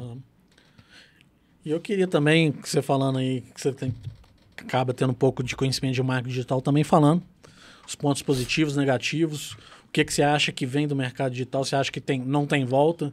Cara, não tem... Fazer uma pergunta antes. Claro. A última claro. do Bitcoin nesse ramo. O que você sente falta no mercado hoje? Que como você atua há muito tempo, com certeza... Mercado de cripto. Isso. Como você atua há muito tempo, você já percebeu algumas falhas, algumas coisas que... Igual eu no marketing. Algum buraco, alguma demanda. O que você sente mais falta? Assim, Sandy, igual eu te falei no início, que eu sinto falta de... educação financeira para criança. Não existe isso. A ideia é minha, viu, gente? Ninguém copia, por favor. Mas é isso, mas falta. Porque se você consegue uma criança educada, onde desde pequeno, mesmo que seja um valor simbólico e tudo, ela saiba administrar aquilo, a criança com o seu poder de absorção, que todo mundo sabe que é incrível, a gente já teria seres humanos muito mais educados financeiramente. Mas... É isso que falta, cara. Eu ia dar essa resposta até antes de você dar esse exemplo. É a educação mesmo. As pessoas não entendem o mercado de criptoativo hoje porque elas têm medo, porque já ouviu falar que um ciclano perdeu dinheiro, talvez foi numa pirâmide financeira, existem milhares por aí, ou elas simplesmente ignoram esse mercado, não quer saber, não tem interesse. Então, eu acredito que a educação é a única coisa que pode moldar as pessoas a entenderem que é um mercado de alta lucratividade, que é um mercado que é real, que ele existe. É o mesmo que... Eu sempre vou usar essa comparação, porque para mim não tem comparação melhor, mas é o mesmo que eu educar uma criança na década de 2000, de 90, a usar um computador e falar com ele, olha, isso é o futuro. Sem um computador, você não vai ser ninguém daqui a alguns anos. Então, você vai precisar aprender a mexer com isso. Talvez você tenha feito. Eu fiz, mas meu filho não vai fazer porque ele não precisa. Aula de... Datilografia. Datilografia, você fez? Digitação. Não. Eu fiz aula de datilografia, de digitação. Pois é. Com 31 anos ele fez aula de datilografia. Eu fiz e foi num programa de menor aprendiz que eu fiz. Então, eu fiz aula de datilografia. Meu filho não vai fazer aula de datilografia. Por quê? Porque as crianças, naturalmente... Quase aprendendo, já sabe tocar. Meu filho tem 9. Ele já tem teclado. Aprende, já sabe? Já sabe. Eu pego meu celular, mexe, me manda mensagem no WhatsApp. Mercado financeiro. Bitcoin... Então, ele está ensaiando, sabe? Ele gosta muito de robô. Tanto que na escolinha dele lá, a matéria preferida dele era robótica. Então, assim, ele é apegado à tecnologia, ele gosta muito de dinossauro. Eu tento não forçá-lo, eu ensino, mas eu tento não forçá-lo, sabe? Deixar ele escolher naturalmente. Eu deixo ele escolher naturalmente. Gosta muito de dinossauro, tudo que é filme de dinossauro ele gosta de ver. Vê um dinossauro, fala o nome do dinossauro que é, eu compro para ele livro de dinossauro. Então, eu tento educá-lo com aquilo que ele tem interesse. E, obviamente, vou inserindo aos poucos, né, algumas coisas para ele. Mas em relação à educação, eu acho que ela é fundamental, cara. Desde a pessoa que hoje ela é um idoso que quer aprender o que é, que não é algo, não é bicho de 7 cabeças, entenda isso. É o mesmo que eu pegar um cartão de crédito hoje. O Bitcoin, ele é a evolução do dinheiro. O Bitcoin, se nós pararmos para pensar da onde que vem a origem do dinheiro, tudo começou lá atrás com as... Né, era o sal que era o dinheiro, então, era o meio de troca, daí veio o nome salário. Um filme com e o Timberlake, né? Aquele ator que é músico também. Justin Timberlake. Justin Timberlake. Que, na verdade, o dinheiro é o tempo, né? No braço. Entendeu? Então, não existe moeda no mundo. A moeda é o tempo. Mas como meio de troca, eram os escambos, prata, ouro, e depois pequenas moedas. E a partir daí veio as cédulas, depois veio o cartão de crédito. Hoje é o Pix e o Bitcoin. O Pix foi uma mão na roda, né? Que é essa coisinha aqui, né? Deixa eu ver.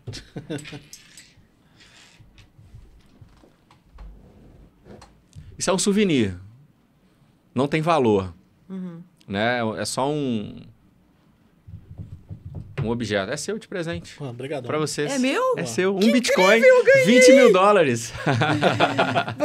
Vou tirar, mas você tá zoando. Aqui a rainha da rede social, vou tirar aqui. Ganhei um Bitcoin. Show de bola. Obrigadão, Pedrão. Por nada. Obrigada, Pedro. Gostei. Mas... Nunca tinha visto. Agora já posso falar que tem um pouquinho Já de pode falar que você tem um Bitcoin. Fala pra gente aí do marketing digital. O marketing digital, cara, meu primeiro contato com o marketing digital foi através de um amigo, Júnior Moreira, né? Irmão, tô ganhando dinheiro aqui na parada Hotmart, tá caindo, tá pingando, e todo dia dinheirinho caindo, fiquei entusiasmado, nós iniciamos um negócio que inicialmente era para vender cursos, né? E criamos audiência, fizemos um curso lá e começamos a vender. No Instagram, né? No Instagram. E daí eu me afiliei a um produto dele, e comecei a falar de Instagram, ganhar dinheiro através do Instagram e tal. Foi até que eu conheci o Wendel, que eu citei aqui para vocês. Naquele momento, isso foi em 2016 também. E marketing digital é imprescindível, cara. Não existe ninguém hoje que consiga se posicionar na internet de forma assertiva sem o marketing digital. Se o cara hoje está fora do marketing digital, ele está fora do mundo dos negócios, não tem... Aproveitar e mandar um abraço pro Júnior Moreira, né? Infelizmente já não pôde vir, né? Ele vem ainda. Mas ele o convite está aberto, tá? Júnior, o convite está aberto para você ir. Quando quiser, a casa está aberta aí para você poder vir falar e trazer um pouco de conhecimento aí. Ele vem... Pra turma também, tá? Estamos te esperando. E o Júnior é top. Ele tem uma história, cara, impressionante. Nós fizemos junto o Multinível. Eu conheci ele no Multinível, uma das pessoas que eu levo pra vida, que veio através do Multinível. Você falou muito quando a gente conheceu, né? A gente tava no momento mal, você falou muito dele. Ele começou a alavancar, logo depois você parece que pegou o foguete junto com ele, disparou também. A gente passou muita coisa junto. A gente ia pra um shopping com dinheiro só de um Subway, cara. Comia um Subway pra ficar o dia inteiro apresentando plano lá na época. E ele hoje deslanchou, é um dos maiores players aí do marketing digital, né? Mas é imprescindível, cara. Não tem como hoje uma empresa ou uma pessoa se posicionar de forma assertiva na internet sem o marketing digital, que tem as estratégias para que tudo isso aconteça. Se você quiser escalar o seu negócio, caso o seu negócio seja escalável, eu recomendo fortemente que você contrate uma agência de marketing digital para poder fazer isso por você, porque eles têm o passo a passo para levar o seu negócio para o sucesso. Sim. Não tenta fazer coisa da sua cabeça não, que você pode até chegar lá, mas vai ser um processo mais doloroso, sim, né? Coloca na mão de quem tem conhecimento e tem a humildade para aprender. Então, aproveitando para fazer o merchan, Rima Marketing aqui passando no fundo da televisão, é minha agência, me liga, que eu sou estrategista nata. Aí sim, hein? Especialista, né? Estrategista nata vendedora. Mas é isso, cara. Marketing digital é imprescindível, cara. É a mesma coisa você botar um fuzil para ir pra guerra. Entendi. Não tem como ficar sem hoje em dia. Eu tô lendo um livro, Marketing 4.0. Tô tentando ler, né? Eu tenho TDAH e eu fico nessa coisa assim, meu Deus, tem que ler e não consigo.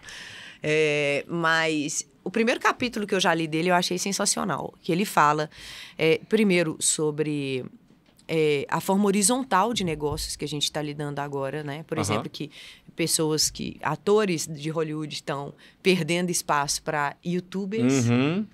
Hoje em dia, se eu perguntar para minha filha de 10 anos quem é Robert De Niro, ela vai falar. Ela não sabe.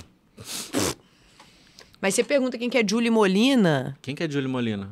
Pois é. Adoro o canal de Júlia, eu quero te entrevistar, venha. Mas é sensacional para você ver que a internet e a conexão, ela tá favorecendo muito criadores de conteúdo. Criadores de conteúdo e porque ali você vê o que você quer, do jeito que você quer, como que a gente fala? Eu praticamente não assisto mais televisão também. Eu também não. Entendeu?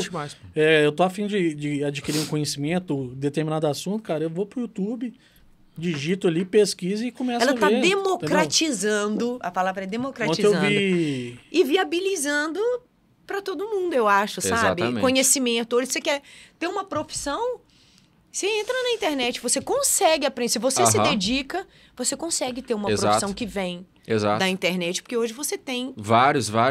Gestor de tráfego, copyright, você pode se especializar em determinado nicho, web design. E ó, vou deixar uma dica aqui, cara. Acho que não vai dar tempo da gente poder falar sobre isso de uma forma muito profunda, mas a internet ela tá evoluindo, tá? Sim. E ela tá vindo do universo das criptomoedas, que tem tudo a ver com esse cenário. Se chama Web3. Fica de para casa aí para vocês pesquisarem sobre o Web3, que é literalmente uma internet descentralizada. É algo surreal e eu afirmo dizer que... É a próxima revolução tecnológica que vem. É a próxima evolução tecnológica. Muita gente fala de metaverso, né? Mas o metaverso, eu acho que ele vai ser mais um meio de entretenimento. Tem até a própria a Magazine Luiza criou o avatarzinho dela lá, que é a Magalu. Né? Já existem... eu tenho... Não, a Magalu é bem antiga, inclusive. Eu tenho um parceiro que ele fica no Vale do Silício, ele é dono de uma empresa que ele cria metaversos. Então, se você quiser criar um metaverso, a gente tem um caminho. Quer criar um metaverso para o seu negócio, para a sua empresa. E o que é em si essa proposta? Você consegue trazer uma experiência diferente de uma compra online, por exemplo. Hoje, como as pessoas fazem compra? Eu entro no site da loja que eu quero comprar, eu coloco no carrinho, eu pago, chega na minha casa. No metaverso não vai ser assim. Você vai experimentar a sensação, por exemplo, de usar aquele produto dentro de um cenário 3D, de repente com um óculos virtual. Você vai ter sensações de... Como se estivesse numa loja. Como se estivesse numa loja. E olha que sensacional, sensação... Imagina o quão bizarro vai ser. A experiência é fantástica, cara. O mundo do entretenimento, o mundo da moda, o mundo não vai precisar de vendedor mais.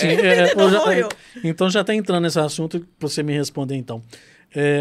Porque o shopping hoje em dia praticamente está virando espaço de entretenimento, né? Isso. A maioria das lojas hoje é mais para...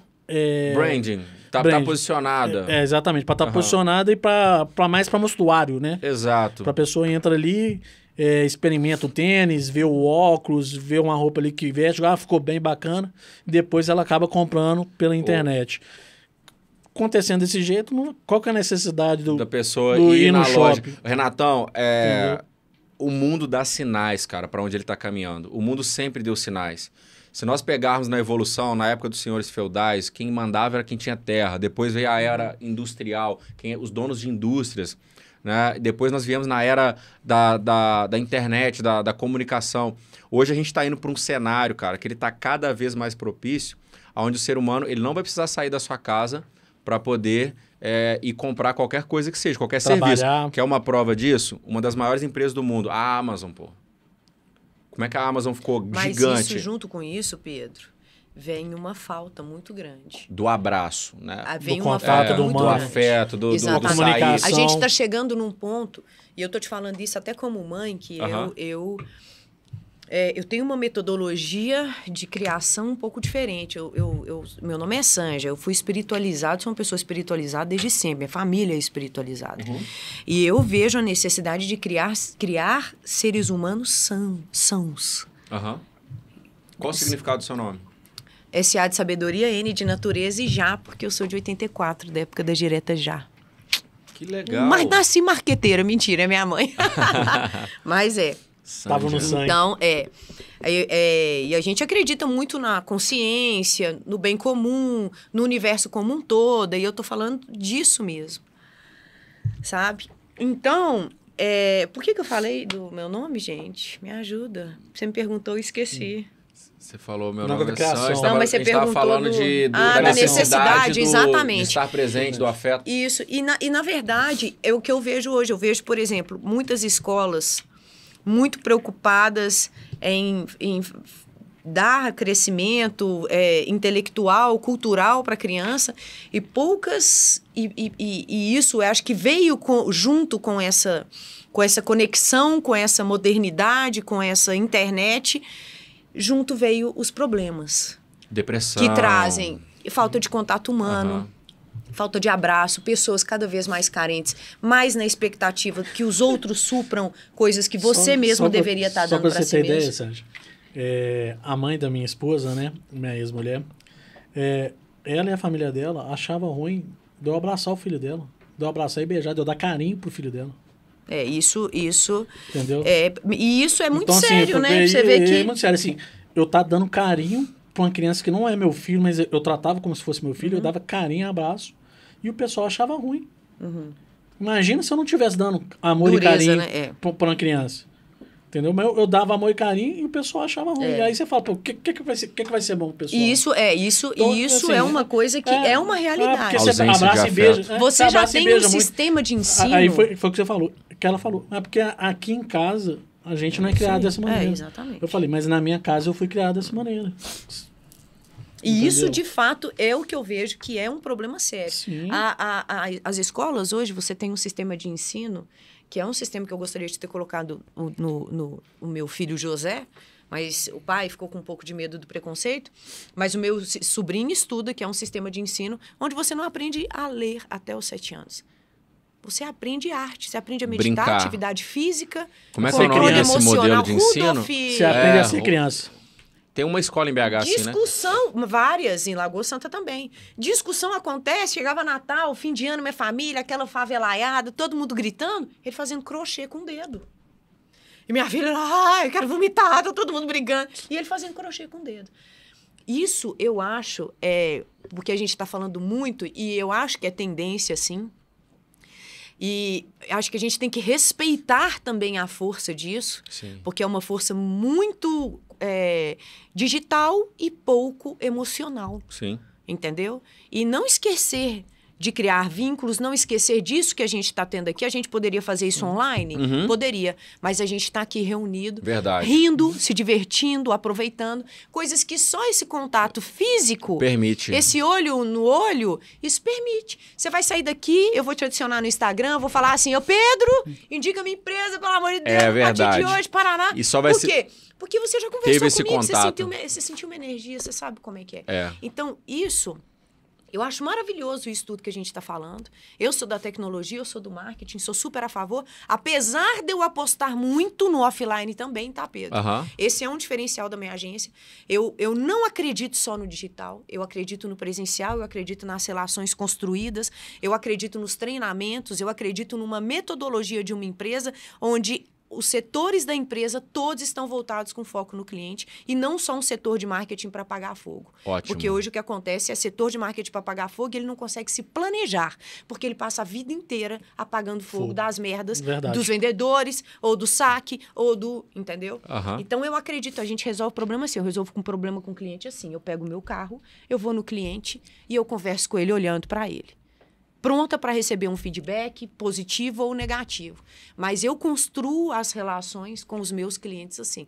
Apesar do que eu vender ser 100% digital, eu acredito muito e já vejo que todos sentimos falta e estamos entendendo que isso está vindo junto as conexões físicas. Isso. Então, com muito respeito da tecnologia, com tudo de positivo que ela tem trazido, sim. Mas ela nunca vai suprir a conexão física, com nunca. Certeza, não eu concordo. Um vendedor que eu vou virar para você, todo mundo quer comprar na internet, mas ninguém fecha negócio comprando na internet, bota um plano de gerenciamento no carrinho e fecha. Todo mundo quer conversar comigo. Infelizmente, a pandemia... Embora... A pandemia ajudou um pouco nesse sentido, né? Infelizmente, das pessoas se distanciarem e se fecharem, né? Embora a tecnologia permita esse atalho nas relações humanas, né, nas conexões, ela nunca vai conseguir substituir um abraço, nunca vai conseguir substituir atenção, um sorriso, um aperto de mão, um olhar. Né? Então, isso é fato. Isso foi muito pertinente o que você falou agora. Porque a gente enaltece muito, mas a gente não pode esquecer que também tem os defeitos. O pessoal de casa eu conheci o Pedro logo que eu separei, né, que eu mudei de casa. E por coincidência, onde eu fui morar, era um apartamento do Breno, que é um amigo O Breno do Baby Beef. O Breno. O Breno do Duarte. A gente já fez vários. Ó, Breno, tá na hora de anunciar o Baby Beef aqui. Porque o merchan já tá rolando gratuito, Breno. Aí, já chamei ele, mas ele, por enquanto, não aceitou. Não. Solta o voucher aí, Breno. Solta o voucher que eu quero ir no Baby Beef. Ele ainda não aceitou, não. Mas vamos ver se uma hora ele aceita, né? E, por coincidência, o Pedro tava num projeto que o Breno é investidor e tava morando num apartamento que é da irmã do Breno, né? E por coincidência a gente se conheceu, ficamos amigos, né? Eu mudei de lá, deve ter uns 2 ou 3 anos. Apesar depois da gente não ter encontrado, a gente mantém o relacionamento, a amizade, tá sempre conversando, sempre um dando apoio pro outro. E assim, eu acho que tem que ser assim, né? É claro. Eu tenho que te agradecer pela amizade, pelo companheirismo todo que a gente tem nesse período aí. Amizade é merecimento. Merecimento. Amizade é merecimento. E aprendo muito com você, pode ter certeza. Às vezes a gente não tá pessoalmente, né? Mas tô sempre te acompanhando no Instagram, vendo. Valeu, meu querido. Fico muito feliz aí. E eu sinto prazer, cara, em poder contribuir e compartilhar, né? Lá no meu Instagram eu tenho muitas... Deixa seu @, Pedro. @Pedro Henrique com Quemudo Borges. Vai aparecer aqui nesse exato momento aí, o editor vai fazer, ó. Aí, no Instagram aqui, @Pedro Henrique Borges. Segue lá, pessoal. Segue o Pedro lá pra gente. E lá no meu Instagram eu tenho várias provas sociais, né? Eu chamo de provas sociais, mas são feedbacks de amigos e alunos, porque quando eu decidi criar uma comunidade de criptomoeda, foi uma coisa, tipo assim, deu na minha cabeça. Aí no outro dia eu já fiz. Falei, galera, é o seguinte, vou falar de criptomoeda aqui, tá fazendo sentido pra mim. Você é curioso sobre o assunto, você nunca investiu, ou você já investe e quer de repente aprimorar, eu quero compartilhar o que eu sei. E eu fiz isso despretensiosamente. Com um dia, um grupo de 256 pessoas lotou no WhatsApp. Eu não esperava que fosse ser tão rápido. E daí a galera começou a investir. Amigos colocaram R$1.000 em 90 dias. Eu acabei pegando uma informação. Qual que é o seu diferencial, Pedro? Cara, se eu pudesse falar em relação a diferencial, é que eu faço boas relações. Eu tenho bons relacionamentos e eu consigo... Eu tenho, né, modéstia à parte, uma habilidade de discernir aquilo que pode ser bom e pode ser ruim. É bom vendedor igual você. Pode ser, eu também sou bom vendedor. Talvez. A lábia dele é boa também. Pode ser bom vendedor. Eu vou vender o marketing pra ele ainda, vocês não estão entendendo. Então, assim, eu tenho conexões, eu tenho amigos em Dubai, onde eu já tive 2 vezes, e muitas das vezes para conhecer negócios, para fazer negócios, para... Fazer conexões. Fazer conexões. Eu tenho amigos nos Estados Unidos, eu tenho amigos na Europa, e são pessoas que a gente trocam muitas informações, sabe? Trocam muitas informações e às vezes agem em conjunto. E eu cheguei a compartilhar essas informações com pessoas do meu grupo e tá tudo lá no meu Instagram, lá no destaque, você vai conseguir ver lá. Gente que colocou R$1.000 tirou 16 mil em 90 dias. Porque na verdade... Gente que colocou 7 mil tirou mais de 100 mil até na verdade, dias, né, Pedrão? Apenas aproveitando uma única oportunidade que a gente vai compartilhando, quem não te conhece, às vezes, só pega o Instagram ali, né? Porque hoje tem vários, né? O pessoal do marketing digital, você vê aí o cara rachando dinheiro, vendo o cara viajando, o cara com mansão, o cara com lanche, né? A gente vê ali, você viajando, às vezes para São Paulo, para trabalho, viajou também para Dubai a trabalho. Querendo ou não, você tem uma Land Rover que você conquistou com muito trabalho, tem uma casa boa. O cara, às vezes, não sabe o tanto que você ralou, o tanto que você dedica o seu dia a dia hoje para poder... ter isso. Muito cara acha que o cara tá ali esnobando. Cresceu do nada, veio do nada. Né? Só corrigindo aqui. Que não é Land Rover, não. Tô zoando. Não, exatamente isso. Já mudou? Tá no Porsche? A Land Rover ficou no passado, bebê. Land Rover, meu amigo. Só quando você tiver botão pra ir lá e comprar zero. Zero. Não compra usada, não, porque você vai gastar dinheiro com manutenção. Então... Aí o conselho... Não, o cara andava a pé no apartamento. Fica aí, saque da Land Rover. Fica o conselho. Ele tava de Uber tranquilo. De repente, quando eu vejo o cara... o cara não tem carteira, tá com 2 carros lá, parados na garagem. Usando a garagem dele, mas pedindo um alugado. Eu falei, ué, quando você vê, o cara só tá trocando de carro. Eu falei, agora porque vai abrir uma concessionária, velho. Eu aposto que você pesquisou como é que tá o mercado financeiro. Eu acho que eu vou entrar nesse negócio. Gente, mas a caminhada, ela é árdua, cara. Acho que tudo na vida, pra você chegar onde você quer, você vai errar muito. E não é porque você tá acertando hoje que você tá imune a erro. Ninguém tá imune a erro. O que você precisa criar na sua mentalidade é que você aprenda e aprenda muito rápido com seus erros, ou seja, a autorresponsabilidade, bater no peito e falar assim, eu errei. Se eu tenho um sócio que me roubou, a culpa foi minha. Ele era meu sócio, então é a crença de merecimento, era o sócio que eu merecia naquela ocasião. Então, eu acho que quanto mais rápido você assumir e entender e aprender com os seus erros, mais rápido você vai chegar no sucesso. Então, muitas das vezes, igual o Renatão falou aqui, você vê uma pessoa que está crescendo na vida, mas não sabe o tanto que ela já errou para poder chegar onde ela já chegou. Sim. Né? Que as pessoas julgam muito rápido, elas são muito rápidas para julgar, mas elas muitas das vezes não estão dispostas a passar o que você já passou para poder conquistar o que você tem. Com certeza. Entendeu? Isso é fato, né? É. Entendeu? É isso aí. Tô muito feliz. Obrigada, e feliz com a minha moeda. É muito fácil me agradar, ganhou né? Mas o eu Bitcoin. amei, não.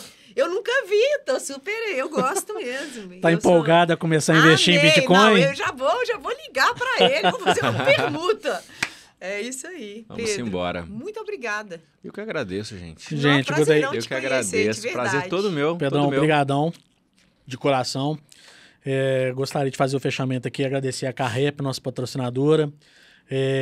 Pão de queijo que não teve hoje, mas a partir do próximo programa vai ter. Eu amo o seu pão de queijo, tá bom? Da época que o Lierson vendia. E, de verdade, recheado com carne seca, recheado com frango. Gosto mesmo, delícia. Manda pra mim pra eu fazer seu merchanzinho. Eu não quero saber. A propaganda desse pão de queijo foi tão fantástica que eu quero... Ou você vai mandar na minha casa ou a gente vai ter que ir lá buscar, viu? Não, vamos fazer o seguinte. Vamos marcar uma reunião e aí eu levo pão de queijo. Que aí você me dá meia hora do seu tempo. E o melhor aí, o mais patrocínio mais novo que chegou aí é o Mercado Chopp. Pra quem não conhece, acabando de abrir aí, tenho certeza que a Sanja, que adora Carrep, vai adorar, tá? Não, a Sanja não bebe, mas eu faço merchan também. Vocês vão ver aí, vai ter um QR Code aí para o pessoal, os primeiros 50 inscritos, tá? Na compra de uma caixa de Carrep ou de chopp, vai estar ganhando uma segunda de gratuita, tá? Então é só entrar no QR Code aí, acabando de chegar só, infelizmente ainda, né? Só na cidade de Belo Horizonte. Mas do jeito que eu conheço o Ricardo Mairinck e o Zé Felipe, logo isso daí o Mercado Chopp vai estar espalhado aí pelo Brasil todo, tá, gente? Obrigado aí mais uma vez e até o próximo episódio. Valeu, galera. Valeu.